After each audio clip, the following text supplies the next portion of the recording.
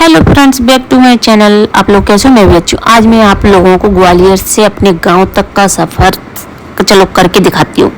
फिर हम लोग पहुँचे गोवा और आसपास के जो खेत थे उसमें थे चावल खड़े हुए थे। इतनी अच्छी खुशबू आ रही थी। फिर मुझे एक ट्रैक्टर मिला, मैंने उसकी वीडियो फिर मैंने थोड़ी सी बादल की फ़ोटो खींची, वीडियो बनाई क्योंकि बादल इतने प्यारे हो रहे थे। फिर गोवा से मैंने दूसरी रास्ता पकड़ी जो कि माड़िन के लिए जाती है। माड़िन के गांव होते हुए हम पहुंचे अपने चौराहे पे जो कि हमारे घर के पास में ही है। चौराहे निकलते हुए फिर हमारे गांव में जाते हुए एक ये है सरकारी हॉस्पिटल जो कि मैंने पहले छोटे में देखा था, अभी देखा।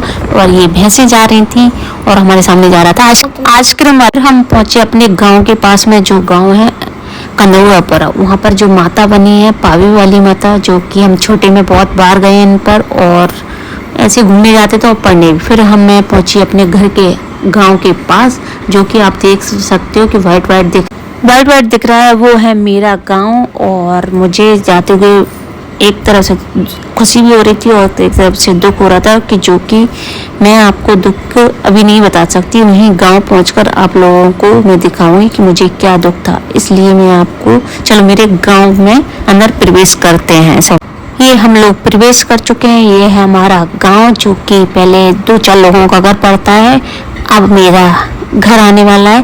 लो हम पहुंच चुके अपने घर के सामने। यहाँ हमने बाइक खड़ी की और ये था मेरा दुख, मेरे बाबा जो कि आखिरी सांस रोकन रहे थे। और मैं पहुंची अपने बाबा के पास और आप देख सकते हैं यहाँ मेरी बुआ मम्मी वगैरह सब चाची वगैरह बैठी थी। और मेरे बाबा की सांस मेरे पापा के लिए रुकी थी क्योंकि मेरे पापा पहुंचे ऐसे ही उन्होंने अपने प्राण त्याग दिए क्योंकि वो मेरे पापा को बहुत चाहते थे और मेरे पापा भी अपने पिताजी को बहुत चाहते थे। एक माँ पिता और बाप का ही एक रिश्ता ऐसा होता है कि जो दुनिया में सबसे बेस्ट रिश्ता होता है। आप लोग कमेंट बॉक्स में मुझे ज़रूर बताएं। फिर मैं वहाँ पर वीडियो बना रही थी थोड़ी सी क्योंकि एक वीडियो ही है जो याद रहे।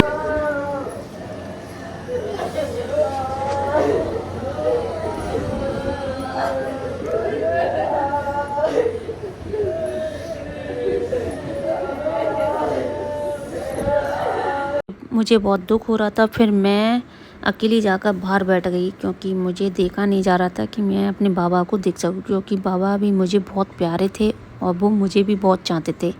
फिर यहाँ गांव के सभी लोग बैठे थे और मेरे पापा फ़ोन पे बात कर रहे थे। फिर मेरे पापा मुझसे कुछ क्वेश्चन करने लगे क्योंकि मेरे पापा को बहुत ज़्यादा दुख है पर वो किसी को दिखाते नहीं हैं कि उनको दुख है। फिर मैंने उनको अच्छे से समझाया कि टेंशन मत लो। फिर मेरे पापा अपने पिताजी को कपड़े पहना रहे थे जो कि उनकी विदाई करना था। तब कपड़े पहनाने के बाद साफ़ा बांधना था जो कि पहले मेरे पापा के ऊपर बांधा जा रहा था क्योंकि जो साफ़ा बांधने के बाद उसको अच्छे से निकाल कर फिर मेरे बाबा जी को पहनाया जाता।